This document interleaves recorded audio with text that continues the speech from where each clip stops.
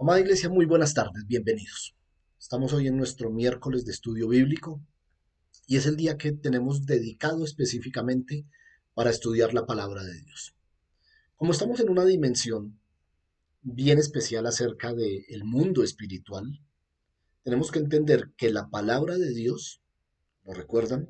Cuando Pablo en Efesios capítulo 6 muestra la palabra como la única de las armas, de los objetos, de los elementos de la armadura espiritual que es ofensiva.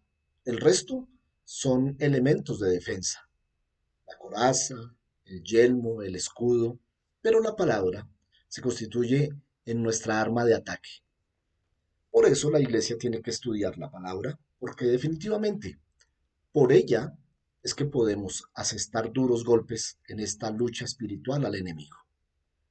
Pues bien, voy a hacer un corto resumen de lo que hemos visto hasta este momento acerca de específicamente del ministerio de los ángeles a las naciones, teniendo en cuenta que puse un fundamento de la estructura celestial de los ejércitos, la estructura del ejército de Dios, pero también la copia que ha hecho Satanás, narrada por el propio Pablo en Efesios 6, sobre su ejército, su jerarquía, sus componentes y sus propósitos. Quiero poner esta clase delante del Señor, que el Espíritu Santo, como siempre, sea quien llene nuestras vidas. Recuerden, cuando leemos Santiago, dice que no seamos oidores, sino hacedores. Pero añade algo, que si solo oímos y no lo hacemos, nos estamos engañando a nosotros mismos. Así es que, pues yo no pretendo vivir engañado y en lo que más puedo es poner en obra esto. Y si hablamos de guerra espiritual, que no es el tema, quiero que tengan claro, no estamos hablando de guerra espiritual, pero para hablar de cómo es que ministran los ángeles a las naciones obedeciendo a Dios en su propósito, pues tenemos que tocar el punto de guerra espiritual, porque son los ángeles los que conforman los ejércitos celestiales en la guerra espiritual y nosotros la iglesia somos sus aliados. Oremos pues. Amado Señor y Dios, Padre bueno, gracias por esta tarde que nos regalas, sobre todo con el propósito que hoy nos une: estudiar, escudriñar las escrituras. En ellas tenemos la vida eterna. Queremos ser muy fieles al estudiarla y sobre todo, muy fieles al comunicarla. Te pido, Señor, que pongas en nosotros, además del conocimiento, el deseo por poner en obra esta palabra. Gracias por cada uno de mis hermanos y sus familias que están allí reunidos. Gracias por sus corazones, por el anhelo que hay ferviente en su espíritu de conocerte más, que finalmente es lo que hacemos en el estudio bíblico. Señor del cielo, muchas gracias.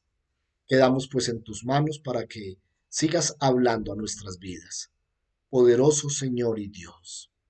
Amén. Aleluya. Pues bien, mis hermanos, y entonces quiero empezar por el orden que hemos traído, 7 aspectos acerca de los ángeles: existencia, origen, naturaleza, organización, morada, ministerio, o sea, cómo es que sirven, y luego veremos el destino de los ángeles. Dentro del ministerio de los ángeles, estuvimos viendo cómo los ángeles que continuamente están activos ministran a Padre, Hijo y Espíritu Santo, ministran a la iglesia como cuerpo de Cristo y a quienes la conforman. Y hoy, desde la semana pasada, estamos viendo cómo es que ministran a las naciones. Hablamos del Éxodo, capítulo 1, como un trasfondo acerca de lo que Dios nos muestran en la palabra, de cómo este mundo espiritual, que solo lo entendemos, lo discernimos nosotros que estamos en el espíritu, se da a conocer. Aquí vemos que hay un enemigo del pueblo de Dios, de los que caminamos con Dios, y que usa estrategias para no permitir que entremos al reino de Dios. Eso lo vimos en esta parte. Pero también pudimos ver ya específicamente en cuanto al ministerio de las naciones, un fundamento acerca de cómo están conformados los ejércitos espirituales en guerra. Y entonces hablamos en Colosenses capítulo 1, verso 16, que por Cristo y en Cristo fueron hechas todas las cosas que vemos y no vemos, materiales y espirituales. Fueron creados por Él tronos, dominios, principados y potestades. La jerarquía espiritual. Jerarquía no para subyugar o mandar más que otros, sino jerarquía en cuanto a las funciones que cada uno de estos tronos, dominios, principados y potestades están compuestos por ángeles, pero cumplen diferentes funciones. Y también pudimos ver que a través de la carta de Pablo a los Efesios, Pablo nos dice claramente que la lucha espiritual que llevamos a cabo nosotros no es una lucha contra seres humanos, sino contra esos ángeles caídos que Satanás arrastró y que también ha organizado de tal manera de hacer efectiva y eficaz su lucha. Y entonces pudimos ver que hay principados, potestades, gobernadores de las tinieblas, huestes espirituales de maldad. Y entonces llegamos a entender que esta guerra tiene como blanco, como propósito, lo que busca es ganar almas. Nosotros ganar almas para Cristo y Satanás no dejar ganar almas para Cristo, mantenerlos esclavizados en su reino de las tinieblas. Pues bien, vamos a involucrarnos ahora en el estudio propiamente dicho de lo que nos toca hoy. Para eso vamos a hacer algo que pocas veces hacemos. Hoy vamos a leer un capítulo completo del libro profético del profeta Daniel. ¿Por qué Daniel? Daniel tiene una revelación especial. Daniel es un hombre de Dios que siendo un muchacho, un adolescente, tiene que ver con sus propios ojos cómo es que el ejército de Nabucodonosor llega a Jerusalén, toma a Jerusalén y empieza a asesinar hombres y empieza a esclavizar mujeres. Y entonces a los jóvenes sanos que tengan algún arraigo real, un ancestro real, que los ve muy especiales, se los lleva. Y no solo lo hace con Israel, lo hace con todos los pueblos a los que él está conquistando. Pues bien, dentro de Israel, pues ya vimos que se llevó a Ezequiel, se llevó a Daniel, específicamente a Judá, ¿no? Desde Jerusalén. Se llevó a Ezequiel, a Daniel, a Azarías, Misael, Ananías y muchos más.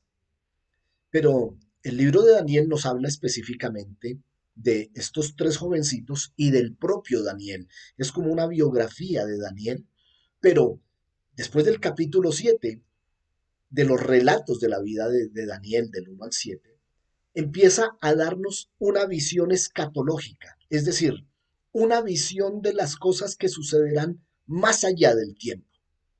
Pero como el Antiguo Testamento es la sombra de lo que en realidad iba a pasar después, el libro de Daniel nos abre una visión muy, muy, muy interesante acerca de lo que pasa en el mundo espiritual. Vamos a concentrarnos en este libro de Daniel, en el capítulo 10. Luego, si uno va al capítulo 12, va a ver que específicamente estos ángeles tenían la orden de servir especialmente al pueblo de Dios. Es decir, específicamente a el Israel, a los judíos que estaban cautivos en Babilonia. Y les voy a poner el fundamento que es anterior a estos capítulos. En este momento Daniel ya es un anciano, pero Daniel tenía conocimiento de la palabra. Y él sabía, y lo vemos en el capítulo 9, él sabía que se habían completado los 70 años, los que Dios había profetizado por Jeremías. Pero él no ve que pasa nada. Y es un hombre de Dios. Aquí, a estas alturas, Daniel ha servido ya a tres emperadores. A Nabucodonosor en el imperio babilónico, también a Nabonías en el imperio babilónico. También le sirvió a Darío, el persa, y a Ciro, el medo persa. Por él han pasado tres imperios Dios lo ha sostenido, le ha dado gracia, tiene un altísimo cargo en los imperios en los que ha estado. Pero él está contando los días para que Israel, Judá específicamente, vuelva a Jerusalén para que sea restaurado. Y entonces, con base en eso, piensen a un Daniel que está en su habitación, está meditando sobre la profecía de Jeremías y entonces dice, no, tengo que moverme espiritualmente porque aquí están pasando cosas. Mejor dicho, no están pasando las cosas que deberían pasar. Y entonces, ¿qué hace? Lo que siempre sabe hacer, lo que le costó una vez ir al foso de los leones, orar. Y comienza aquí. Y estemos muy atentos. Si usted tiene su Biblia, otra versión, por lo pronto estemos atentos aquí. Y entonces nos dice, en el año tercero de Ciro, el rey de Persia, fue revelada palabra a Daniel, allí lo llamaban Belsasar, y la palabra era verdadera, y el conflicto grande, conflicto personal. Pero él comprendió la palabra y tuvo inteligencia en la visión. En aquellos días, yo, Daniel, estuve afligido por 3 semanas. Es interesante ver, para efectos históricos, Daniel fecha. Si en un libro de historia secular uno ve el día, el mes y el año en el que Ciro asumió el poder, pueden contar 3 años y van a ver específicamente de qué día habla. Los estudiosos del libro de Daniel, confrontándolo con Apocalipsis, estas citas les dan mucho valor a sus investigaciones para contar las 70 semanas, para contar los días, los meses. A nosotros, en este momento, nos interesa, más que eso, el ver el contexto espiritual conforme al tema que estamos tratando. Es decir, cómo sirven los ángeles a las naciones en el propósito de Dios. Pues bien, Daniel entonces estuvo afligido, versículo 2, por 3 semanas. En esas 3 semanas estuvo en ayuno, no comió manjar delicado, ni entró en el boca, en su boca no entró carne ni vino, ni se perfumó hasta que se cumplieron las 3 semanas, 21 días de ayuno. Y el día 24 del mes primero, estaba yo a la orilla del río Hidekel. ¿Les suena ese río? En Génesis capítulo 2. Bueno, ahí se los dejo. Y alcé mis ojos y miré, y he aquí una visión. Un varón, vestido de lino, ceñidos sus lomos de oro de Ufaz. Su cuerpo era como de berilo, y su rostro parecía un relámpago, y sus ojos como antorchas de fuego, y sus brazos y sus pies como de color de bronce bruñido, y el sonido de sus palabras como lo estruendo de una multitud. Si usted es Apocalipsis, vamos a ver, la palabra nos va a mostrar una descripción de Jesús con estas mismas palabras. Es decir, a quien el Señor ve, a quien Daniel ve, es a Jesús. Esta es una teofanía. Ahora, ¿por qué Jesús? Porque en las teofanías son las apariciones de Jesús antes de su concepción, nacimiento y su vida física del Nuevo Testamento. Aquí ya lo vemos, como también lo hemos hablado de otras partes de la Biblia. Daniel lo ve, y solo él lo ve, versículo 7. Yo solo vi aquella visión, y había gente conmigo, pero ellos no lo vieron. Pero oyeron el estruendo y se apoderó de ellos un gran temor, y entonces se escondieron. Y quedó él solo. Y aquí es bien interesante ver a Daniel solo y empieza está en un éxtasis, ¿no? ¿Ustedes saben qué es eso? Bueno, se lo voy a decir. Muchas veces nosotros en oración decimos, Señor, yo quiero verte. O Señor, quiero experimentar un toque tuyo. Y, y lo que uno puede decir es, miren, si un día Dios nos responde de esa manera y nos deja verle siquiera un pie o si sentimos un toque, vamos a entrar en éxtasis, es decir, vamos a salir de nuestra posición normal y vamos a entrar en otra dimensión porque no vamos a poder explicar. Daniel está así en ese momento. Cuando él solo vio esa visión, no le quedaron fuerzas, o sea, inmediatamente flaqueó. Su fuerza se cambió en desfallecimiento. No tuvo vigor alguno. Lógico, estaba viendo al Señor. Y si hablamos de esto, pues es 400 años antes de Mateo 1. Pero oyó el sonido de sus palabras y al oír el sonido de sus palabras cayó en rostro, en un sueño profundo, con su rostro en tierra. Pero he aquí que una mano me tocó. Y entonces allí empezamos a ver la aparición de un ángel que está siempre al servicio del Señor. Recuerda cuando hablábamos cómo los ángeles servían a Jesús. Aquí hay uno sirviendo a Jesús dentro del contexto de esa visión. Él ve a lo lejos a Dios, lo oye y se desmaya y todavía no se ha explicado. Y entonces siente un toque, una mano le tocó y le hizo que se pusiese de rodillas y sobre las palmas de sus manos. Y me dijo, la voz de este, varón muy amado, está atento a las palabras que te voy a hablar y ponte en pie, porque he sido enviado a ti en este momento. Listo, ya el ángel está allí. ¿Qué figura tenía él? Ahorita vamos a ver la explicación. Mientras hablaba esto conmigo, me puse en pie temblando. Entonces me dijo, Daniel, no temas, desde el primer día que dispusiste tu corazón a entender y humillarte en la presencia de tu Dios, fueron oídas tus palabras, y a causa de esto yo he venido. A mí esto me da las fuerzas que requiero, las fuerzas que necesito para orar. Porque lo que le está diciendo es, Daniel, mientras usted oraba, sus oraciones estaban siendo escuchadas. Y la respuesta a su oración he venido a traérsela. Así es que, mi hermano, si usted ha estado orando, mi hermana, si usted ha estado clamando y cree que su oración no ha traspasado el techo, déjeme decirle, este era el tiempo de Daniel. Él envejeció y no sé cuántas veces pidió liberación para los judíos. Ahora está anciano y se han cumplido los 70 años y ha estado orando y humillado ante la presencia de Dios.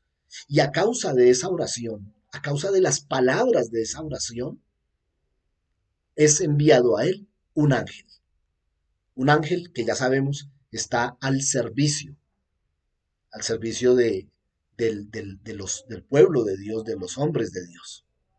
Y entonces ya sabemos que cuando vimos el servicio a la iglesia, ¿cómo lo hacen? Y entonces este ángel le dice, escúchenlo, yo he venido, tú estuviste desde el primer momento orando 3 semanas, ¿te acuerdas? Sí, sí, me acuerdo. Y cuando tú empezaste a orar, inmediatamente yo vine a ti. Pero el príncipe del reino de Persia, amados, no está hablando que en Persia había un rey. No está diciendo que en Persia hay un rey. No, no está diciendo eso.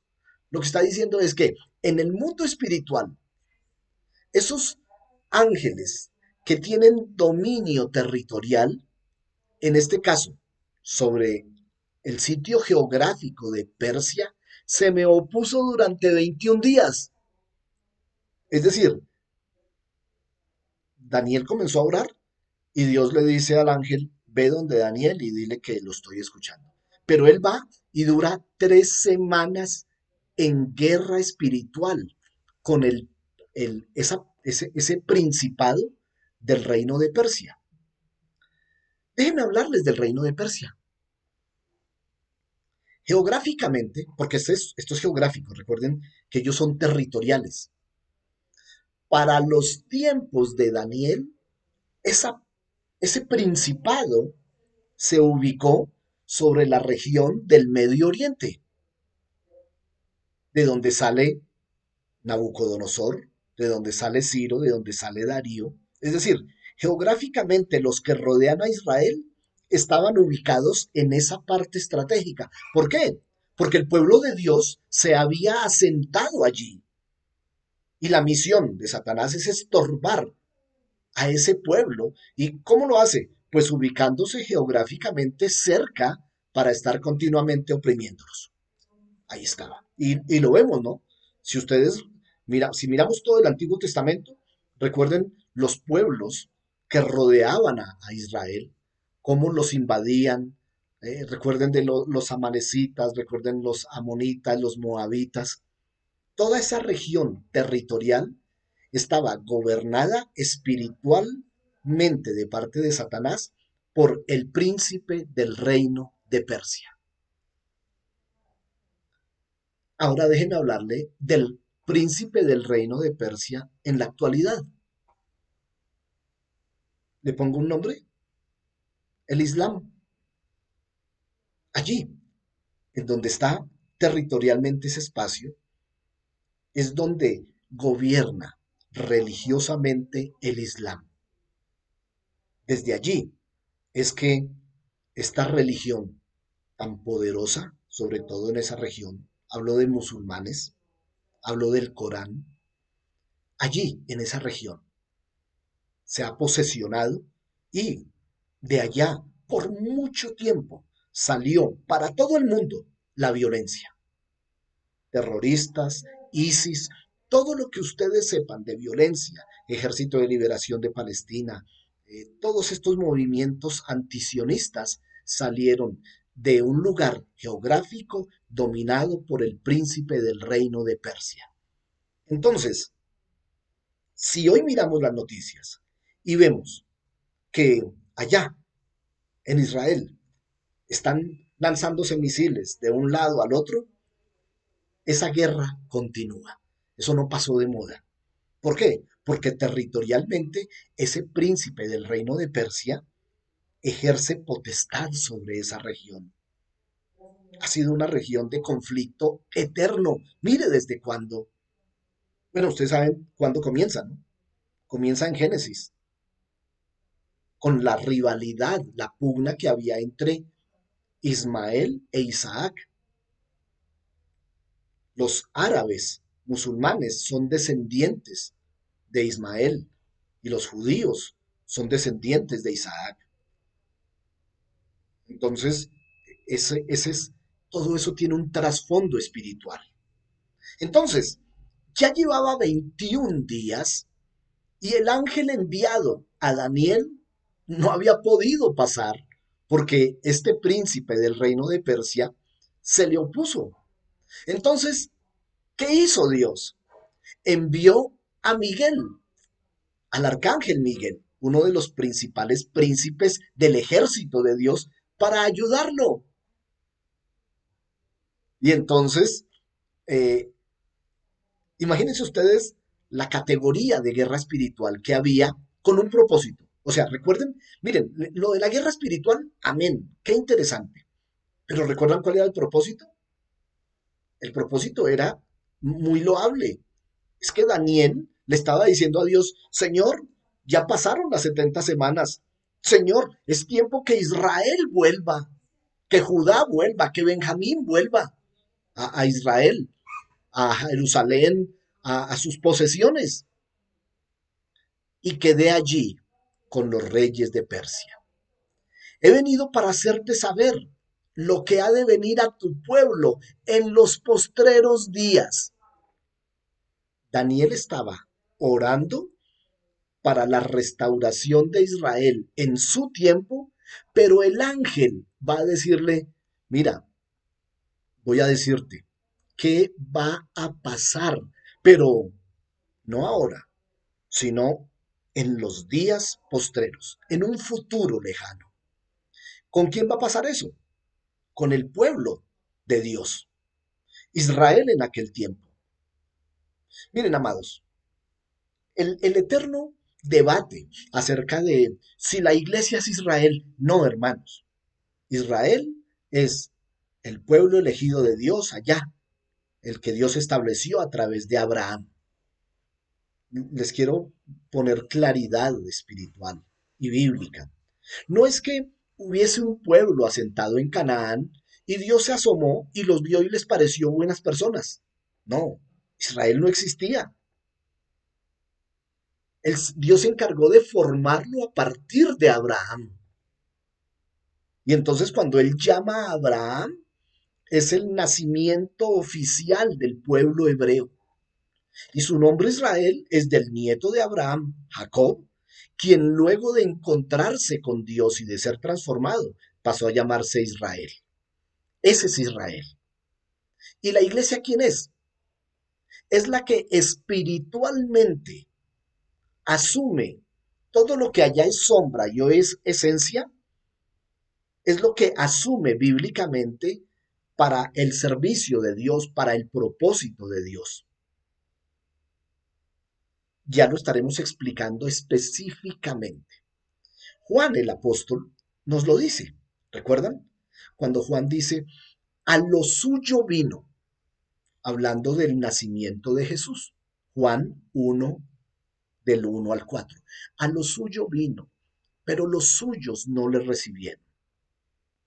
Pero a los que le recibieron les dio la potestad de ser llamados hijos de Dios, pueblo de Dios, ovejas de Dios.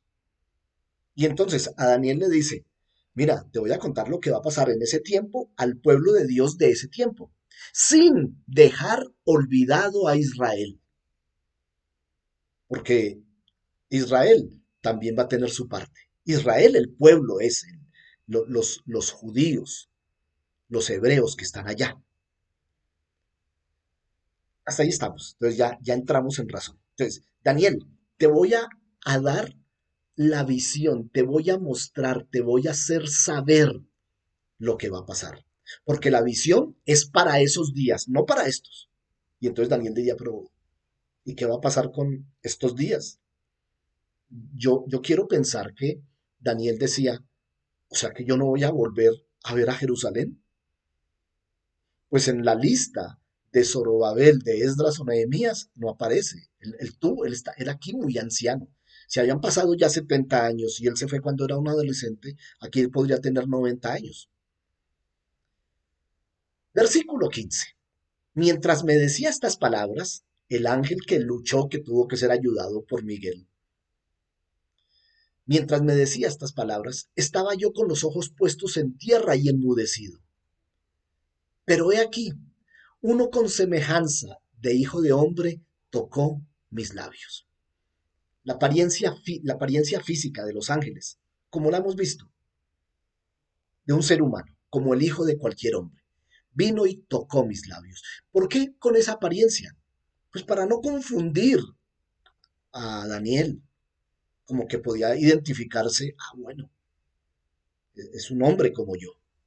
Pero él es claro en decir que tenía apariencia como hijo de hombre, semejanza como hijo de hombre, pero claramente él sabía que no era hijo de hombre. Y le tocó los labios. Entonces abrí mi boca y hablé. Él no musitaba palabra, él estaba mudo. Bueno, yo estaría peor. Entonces, yo le dije al que estaba delante de mí, Señor mío, con la visión me han sobrevenido dolores y no tengo fuerza. ¿Cómo pues podrá el siervo de mi Señor hablar con mi Señor? Es decir, ¿cómo puedo yo hablar con usted? Porque al instante me faltó fuerza y no me quedó aliento. Versículo 18. Y aquel que tenía semejanza como de hombre, me tocó otra vez y me fortaleció. Dos veces. La primera vez cuando tuvo la teofanía, el encuentro con Jesús y hace la descripción. Luego cuando ha oído, vuelve y se queda sin fuerza y vuelve y es fortalecido y escucha las mismas palabras. Muy amado, no temas, la paz sea contigo. esfuérzate y aliéntate. Y mientras él me hablaba, recobré las fuerzas y dije, hable mi señor. Señor, ahora sí, cuénteme entonces qué es lo que va a pasar en esos días. Porque ya sabía que el mensaje iba a ser largo. De hecho, capítulos 11 y 12, específicamente el 12, da mucha claridad, que sería bueno estudiarla. Cuando estudiemos escatología, específicamente qué decía. Pero aquí, Daniel le dice, estoy listo para lo que me tienes que decir. Bueno, hable mi señor, estoy escuchando y ya tengo fuerzas. Y entonces, él me dijo, ¿sabes por qué he venido a ti? Qué bueno que entró en detalles, ¿no? ¿Sabes por qué estoy aquí? Porque, mira, yo te voy a decir qué va a pasar, pero tengo que volver a donde vengo y otra vez se me va a atravesar el príncipe de Persia. Y, sin duda, va a venir nuevamente Miguel a ayudarme. Pero cuando termine con el príncipe de Persia, quien territorialmente, ya saben, territorialmente tiene poder, potestad sobre esa región, voy a tener otro problema. Me voy a encontrar con el príncipe de Grecia. Mundo espiritual. ¿Qué es el príncipe de Grecia? ¿Quién es el príncipe de Grecia? El príncipe de Grecia ya no es, no vamos a ponerlo, quién era en aquel tiempo. Porque si nos ubicamos en el contexto histórico, todavía no hay imperio griego.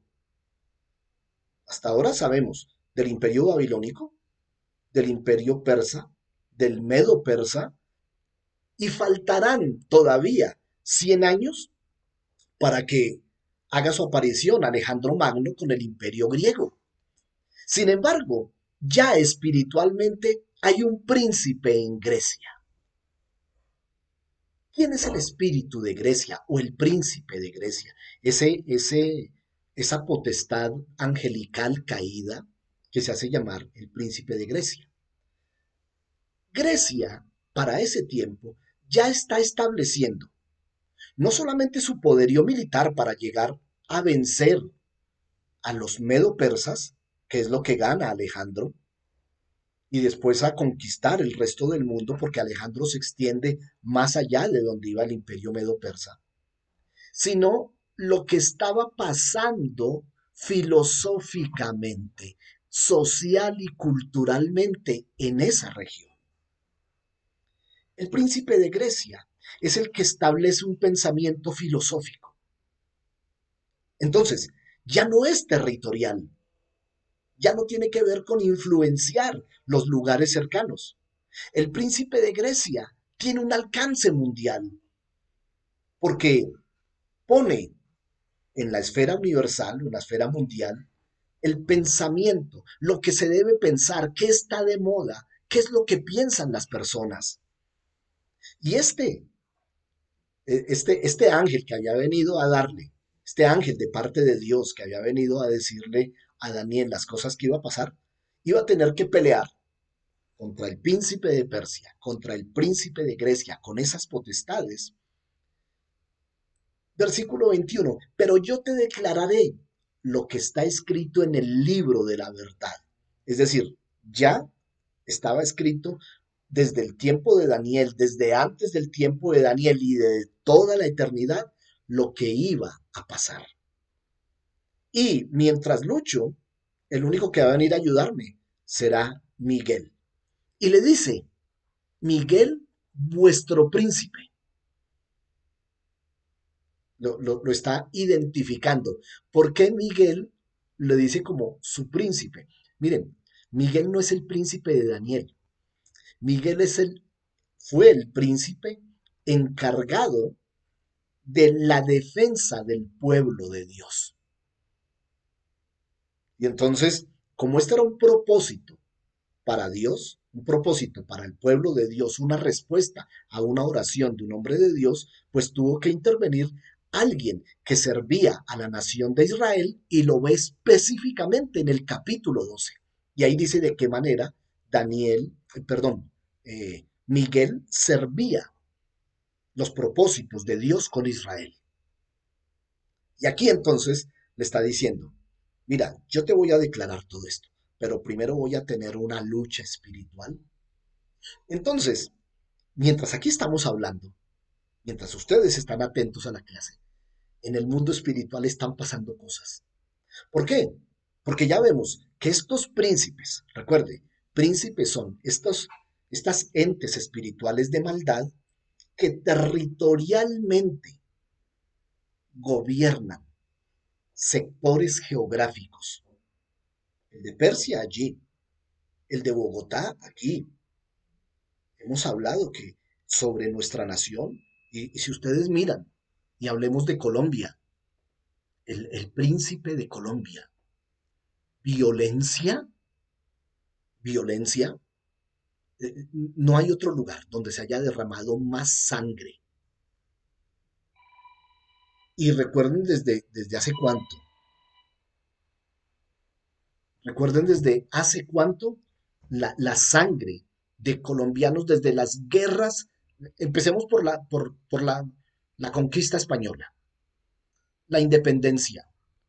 Somos libres de España el 20 de julio de 1810 y comienzan 7 guerras de 1810 a 1900, entre conservadores, liberales, centralistas, federalistas. Cierra el siglo XIX y abre el siglo XX, la Guerra de los Mil Días. Terminan la Guerra de los Mil Días, comienza en 1902 y ya hay una pugna entre liberales y conservadores, y por allá, 30 años más adelante, la violencia partidista.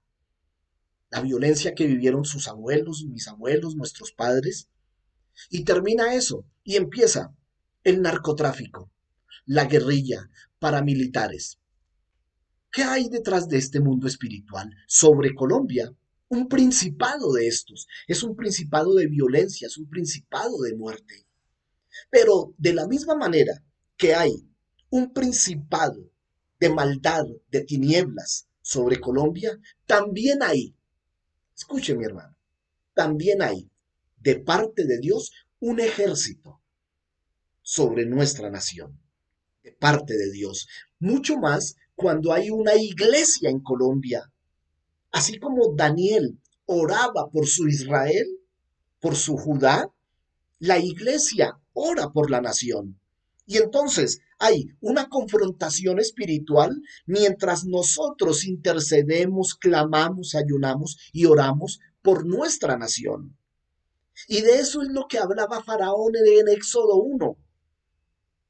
No los dejemos crecer, no dejemos que se fortalezcan, porque cuando estemos en guerra con nuestro enemigo natural, se van a unir y nos van a derrotar. De eso es que hablaba Éxodo en el capítulo 1. Pues bien, aquí vemos ángeles sirviendo a los propósitos de las naciones, teniendo que estar en guerra continua, pero terrenalmente hombres, mujeres, en aquel tiempo estos hombres de Dios, en el tiempo actual la iglesia orando, clamando, pidiendo a Dios por esta nación. De esa manera es que se mueve el mundo espiritual, de esa manera es que ángeles han sido destinados a la protección de Colombia, a salvaguardar en esa lucha terrible, en esa guerra terrible espiritual. Ahora entendemos nuestro papel como iglesia. Ahora sabemos que a pesar que no lo veamos, se está librando una tremenda batalla allá, en las regiones celestes, y que nosotros somos parte de esto. Y entonces, ¿qué vamos a hacer? Amados, si Dios lo permite, el próximo, creo que es 2 de julio, miércoles, continuaremos con este tema que es muy interesante. Recuerden, estamos hablando de el servicio de los ángeles.